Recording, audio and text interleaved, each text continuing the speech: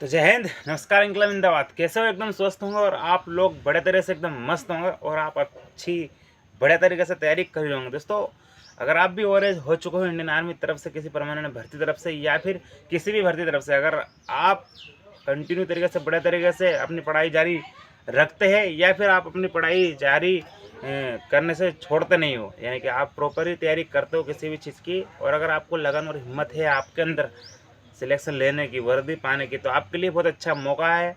बहुत अच्छी वैकेंसी आई है। ये वैकेंसी एक ऑफलाइन वैकेंसी है।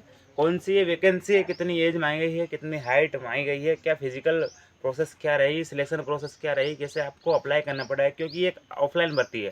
ऑनलाइन भर्तियों में आप ऑनलाइन पर जाकर अपने डॉक्यूमेंट्स ले जाकर आप ऑनलाइन कर सकते हो, लेकिन ऑफलाइन भर्तियों में बहुत सारे लफड़े रहते हैं। इन लफड़ों से आपको छुटकारा मैं दिलवाऊंगा और आपको सारी जानकारी दूंगा इस भर्ती के बारे में। कौन सी भर्ती है, कितनी एज मांगी गई है, क्या क्वालिफिकेशन मांगी गई है और इसमें वैकेंसी कितनी है, अगर वैकेंसी भी है तो कितनी पोस्ट आई है, पोस्टों में क्या क्या क्वालिफिकेशन मांगी गई है, सारी चीज़ें आपको एक वीडियो में पता चली जाएगी। चलिए दोस्तों, अपन स्टार्ट करते हैं इस वीडियो को और जल्दी से शुरुआत करते हैं। ठीक है, तो सबसे पहले हम बात करेंगे इस भर्ती के बारे में। ये एक ऑफलाइन भर्ती, जैसे कि आप सभी लोगों को पता है ऑफलाइन भर्तियाँ बहुत आती है। एक ओपन भर्ती आती है टेरिटोरियल आर्मी टीए भर्ती, जिसमें आपकी एज 18 साल से 42 साल मांगी जाती है। ये ओपन रैली भर्ती रहती है वो, जिसमें आपको सारे डॉक्यूमेंट्स लेकर वहाँ पर जाना पड़ता है और अपना फिजिकल फिटनेस देना पड़ता है। पीएटी पीएसटी होता है। उसके बाद एक ओटीए की भर्ती आती है। ओटीए की भर्ती में इंडियन आर्मी ओटीए की भर्ती आती है वो, उसमें आपका पहले जो है कि एग्जाम होता है, उसके बाद फिजिकल होता है। अब ये भर्ती ये आई है कौन सी है, चलिए अपन बात करते हैं। ये जो भर्ती है वो है इंडियन आर्मी तरफ से भर्ती आई है, आर्मी डीजीईएमई भर्ती। चलिए इसके बारे में बात करते हैं। ठीक है, चलिए वीडियो को अपन स्टार्ट करते हैं। अगर आपको वीडियो पसंद आए तो आप लाइक कीजिए और चैनल को सब्सक्राइब जल्दी कर दीजिएगा।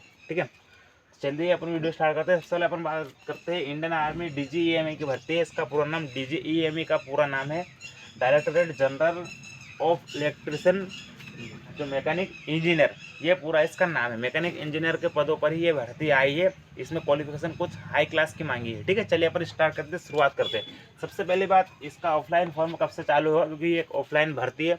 ऑफलाइन तरीके से फार्म भरेगा। ऑफलाइन फार्म मतलब आपको आपके डॉक्यूमेंट्स के साथ बड़े तरह से उनकी फ़ोटो कापियाँ, ओरिजिनल नहीं रखना है, फ़ोटो कापियाँ, एक पार्सल लेना है।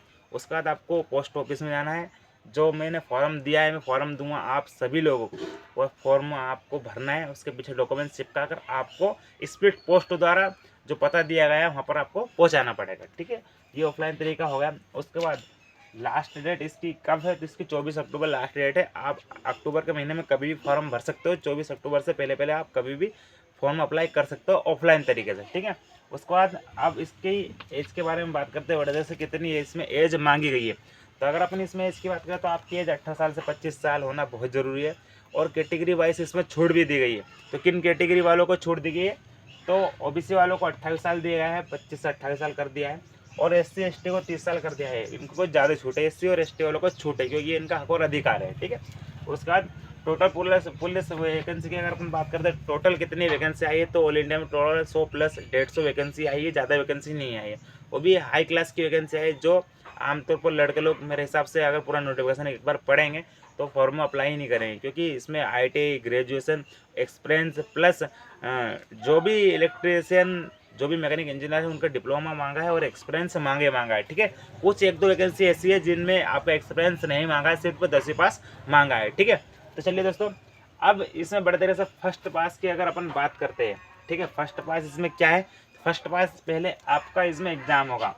एग्ज़ाम आपका नॉर्मली जिस ट्रेड के लिए आप अप्लाई करते हो उस ट्रेड के हिसाब से ही आपका एग्ज़ाम होगा। जैसे आप इलेक्ट्रिशियन से करते हो, चाहे आप फायरमैन से करते हो, कुक से करते हो, ट्रेडमैन से करते हो, वाशरमैन से करते हो, या फिर आप फिल्टर स्किल से करते हो, ड्राइवर से करते हो, या फिर आप जो है कि वेल्डर से करते हो, तो इन ट्रेडों के हिसाब से आपका ट्रेड टेस्ट होगा। ठीक है, और उन्हीं के हिसाब से आपका एग्ज़ाम होगा। तो उसके बाद आपका जो है एग्ज़ाम हो गया। एग्ज़ाम पास करने के बाद आपका स्किल ट्रेड टेस्ट होगा। जिस पोस्ट से आप फार्म भरोगे उसका आपका स्किल ट्रेड टेस्ट होगा। अगर आप ड्राइवर से फार्म भरते हो, फायर इंजन से फार्म भरते हो, तो आपका उसका टेस्ट होगा। ठीक है, उसके बाद अगर अपन बात करते हैं फिर तीसरे नंबर पर क्या है, तो तीसरे नंबर पर आपका जो है डॉक्यूमेंट वेरिफिकेशन है।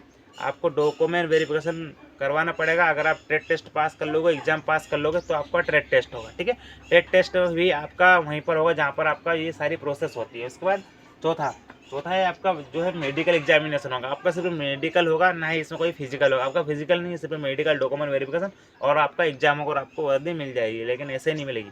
चलिए अपन बात करते हैं आप किस पोस्ट के लिए इसमें आप अप्लाई कर सकते हो। आप किस पोस्ट के लिए इसमें अप्लाई कर सकते हो, क्योंकि पोस्ट तो बहुत सारी है इसमें। कौन कौन सी पोस्ट है, चलिए अपन नाम जान लेते हैं, कितनी वैकेंसी आई है और क्या क्वालिफिकेशन मांगे, ये बहुत अहम चीज़ है, ठीक है। सबसे पहले अगर अपन बात करते हैं तो लोअर डिवीजन क्लर्क के लिए, लोअर डिवीजन क्लर्क के लिए आपके पास कम से कम जो है कि 12 पास आपका होना ज़रूरी है। और इसमें आपकी टाइपिंग स्पीड मांगी है, ठीक है, टाइपिंग स्पीड मांगी है 35 वर्ड पर मिनट। अब ये हिंदी में हो सकता है फिर इंग्लिश में हो सकता है, ठीक है, आप आपके हिसाब से देख लेना, पूरा नोटिफिकेशन पढ़ लेना, ठीक है। लोअर डिवीजन क्लर्क के लिए 12th पास होना जरूरी, टाइपिंग स्पीड आपके पास होनी चाहिए, कंप्यूटर का ज्ञान आपके पास होना चाहिए, ठीक है। उसके बाद फायरमैन की अगर अपन बात करते हैं, फायरमैन में आप सिंपल 10वीं पास फार्म भर सकते हो, फायरमैन में सिर्फ 10वीं पास वाले फार्म भर सकते हैं। उसके बाद कुक से अगर अपन बात करें तो ओनली जो है कि 10th पास फार्म भर सकते हैं कुक के लिए। आपके पास कुछ सिविल सर्विस का एक्सपीरियंस होना चाहिए, यानी कि आपने कहीं ना कहीं किसी बड़े पद पर कभी यानी कि काम किया हो, कुक के बारे में, खाना वाना बनाया हो, डिश के बारे में आपको पता होना चाहिए, एक्सपीरियंस होना चाहिए खाना बनाने का, ठीक है, सिविल सर्विस वालों को। उसके बाद ट्रेडमैन, ट्रेडमैन से अगर आप फार्म भरते हो तो 10वीं पास आपके पास होना चाहिए। उसके बाद वाशरमैन की अगर अपन बात करें तो आपको वाशरमैन का भी थोड़ा बहुत एक्सपीरियंस होना चाहिए, धोना धोनी का, कपड़े लगते धोना, साफ सफाई करना वगैरह, इनका भी एक्सपीरियंस आपके पास होना चाहिए, तो आपको 10वीं पास आप वाशरमैन से फार्म भर सकते हो। उसके बाद स्टोर कीपर, स्टोर कीपर में भी आपको जो है कि 23वीं पास मांगा है, अगर आप 10वीं पास हो तो स्टोर कीपर के लिए आप फार्म भर सकते हो, ठीक है। उसके बाद जितने भी इलेक्ट्रिशियन काम आते हैं, चाहे मैकेनिक इंजीनियर हो, इंजन इंजीनियर हो, इलेक्ट्रिशियन हो, इलेक्ट्रॉनिक हो, आपके पास जितने भी सारे लाइट वाले काम, इलेक्ट्रिशियन काम आते हैं, उनके लिए क्या क्वालिफिकेशन मांगी है, सबसे ज़्यादा उसमें ITI मांगी गई है, सर्विस स्किल्स मांगी गई है, उसके बाद क्वालिफिकेशन उस हिसाब से मांगी गई है, ठीक है, डिप्लोमा डिग्री मांगी है। तो अगर अपन फिल्टर की बात करते हैं, स्किल टेस्ट स्किल आपके पास होना चाहिए, 1 साल का एक्सपीरियंस होना चाहिए और आपके पास ITI होना चाहिए। उसके बाद ड्राइवर की अगर अपन बात करें तो आपके पास हेवी लाइसेंस होना चाहिए, सिविल सर्विस में आपने सर्विस की हो 1 साल की, तो ही आप हेवी ड्राइवर लाइसेंस के साथ अप्लाई कर सकते हो, ठीक है।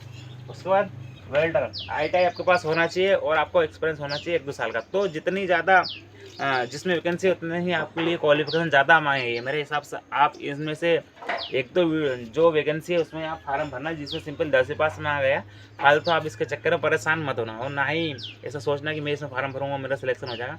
इनमें अधिकतर एक्सपीरियंस इंसान वालों का ही, जो पढ़ते रहते हैं, जो ज़्यादा मेहनत करते रहते हैं, उनका ही सिलेक्शन होगा। तो ऐसा आप भी फार्म भर सकते हो, ये ऑफलाइन वैकेंसी, इसमें कोई भी पैसा नहीं लगेगा आपको। मैं पता बता दूंगा, डिस्क्रिप्शन में लिख दूंगा, मैंने सॉरी यहाँ पर लिखा नहीं, मैं ही भूल गया, क्योंकि लंबा चौड़ा जो उसका पता है, आप वहाँ पर जाना, उसको अप्लाई कर देना ऑफलाइन तरीके से, ठीक है। जय हिंद।